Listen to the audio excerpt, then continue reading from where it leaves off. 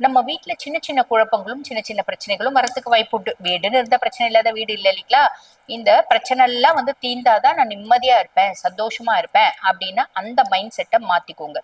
ஓகேங்களா? அதுக்கு அடுத்து வந்து பாருங்க, வேலை செய்யற இடத்துல சின்ன சின்ன குழப்பங்களும் பிரச்சனைகளும் வரும். அதுவும் வந்து பாத்தீங்கன்னா அமைதியா இருக்கும் அப்படின்னா மட்டும் போதுமானது, அது கடந்து போகும் அப்படின்னு சொல்லலாம். நம்ம சுற்றுப்புற சூழல்ல, அதாவது நம்மளோட நெய்பர்ஸோட நம்மளுக்கு நல்ல உறவு முறை அப்படின்றது இருக்காது. நெய்பர்ஸை பத்தி நம்ம பெருசா கவலைப்படணும் அப்படின்ற அவசியமே கிடையாது. காரணம் என்ன அப்படின்னா, ரயில் சிநேகம் மாதிரி. இன்னைக்கு நம்ம வந்து பாருங்க எல்லாரு கூடயும் பழகுறோம். ரயில்ல வந்து பாருங்க ஏறின உடனே ஒரு இங்க இருந்து நாகர்கோயில் வரைக்கும் போறோம் அப்படின்னா எல்லாரு கூடயும் பிஸ்கெட் சாப்பிடுறது, சாப்பாடு சாப்பிடுறது, நீங்க சாப்பிடுறீங்களா நீங்க சாப்பிடுறீங்களா கேட்போம். அதுக்கப்புறம் அவங்கவுங்க ஸ்டேஷன் வந்து அவங்கவுங்க இறங்கி போயிட்டே இருப்பாங்க. நம்ம பெருசா ஐயோ உங்க ஸ்டேஷன் இறங்கி போயிட்டாங்களே அப்படின்னு மூலையில உட்காந்து அழவா செய்யறோம். அந்த கதை தான். நெய்பர்ஸை பத்தி பெருசா கவலைப்படணும் அப்படின்ற அவசியம் இல்ல. இருந்தாலும் சனி அஷ்டம சனியா இருக்கா அப்படின் போது இந்த 5 விஷயத்துல கவனம் அப்படின்றது வச்சுக்கோங்க. அதுக்கப்புறம் ராகு பகவான் 7ஆம் பாவம் களத்திர ஸ்தானத்துல ராகு.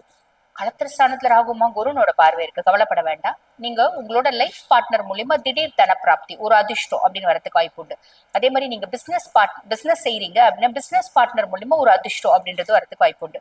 உதாரணத்துக்கு உங்க லைஃப் பார்ட்னர் ஒரு ஏழ்மையான வீட்டு பொண்ணுதான், கல்யாணம் பண்ணி 10 வருஷம் ஆகுது. அவங்க வீட்டுல ஒரே ஒரு வீடு இருந்துச்சு, அந்த வீட்டை இப்ப காலகட்டத்துல வித்தாங்கம்மா, அதுல ஒரு பங்கு என் மனைவிக்கு கொடுத்தாங்க அப்படின்ற ஒரு அமைப்பு.